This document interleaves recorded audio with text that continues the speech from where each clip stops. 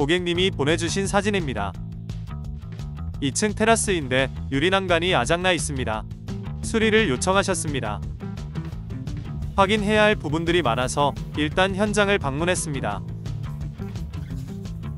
유리 난간은 단순해 보여도 여러 부속이 있습니다. 기둥과 손스침봉을 연결하는 부속이 삭아서 없어졌고요.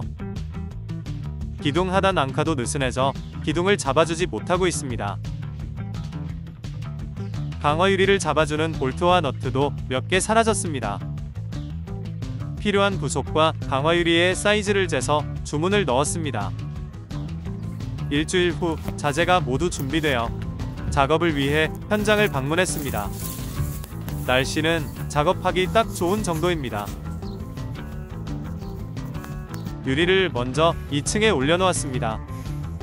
바람이 좀 불어서 안전하게 바닥에 깔아놓는 게 좋겠습니다. 손스침과 연결하는 부속을 새로 가져왔는데 기존 부속과 호환이 되는지 모르겠습니다. 높이는 잘 맞는 것 같습니다. 별다른 높이 조절은 필요하지 않겠네요. 먼저 손상된 부속을 제거해야겠습니다. 육각 렌치로 부속을 풀어 분리합니다. 속에 볼트가 들어있습니다. 긴 복스를 사용하여 풀어줍니다.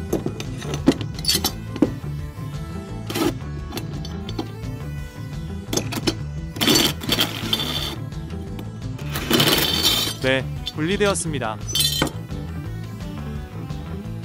다른 두 개 기둥에 있는 손상된 부속도 분해해줍니다. 새로 가져온 부속을 연결해주면 되고 볼트로 연결할 예정입니다. 그런데 뭔가 약할 것 같은 느낌입니다. 힘을 많이 받는 곳이라 볼트를 3개 조일 텐데 버틸 것 같지 않네요. 다른 방법이 없을까? 아무래도 여기는 볼트는 안 될 것 같고 좀 보기 안 좋더라도 용접을 해주는 것이 좋을 것 같습니다. 기둥 하단은 앙카를 새로 박아줘야 할 것 같네요. 먼저 용접 부위를 그라인더로 날려서 기둥과 베이스를 분리해줍니다.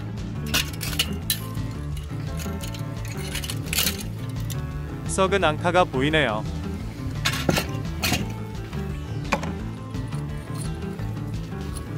이런 상태로는 기둥을 제대로 잡아줄 수 없습니다. 베이스판을 제거하고 그라인더로 바닥면을 잘 정리해줍니다. 인터넷으로 주문한 스텐 베이스판입니다. 앙카 4개로 고정하니 훨씬 튼튼하게 잡아줍니다. 앙카는 발코니 앙카를 사용했습니다. 난간 앙카라고도 불립니다. 세트 앙카보다는 좀 약한 느낌인데 4개를 사용하니 힘은 충분할 것으로 보이네요. 이렇게 새로 설치한 베이스판에 기둥을 용접해주고 커버를 덮으면 됩니다. 바로 옆 기둥도 새로 베이스판 작업을 해주었고 이 기둥은 베이스 상태가 좋아서 그대로 사용하기로 합니다.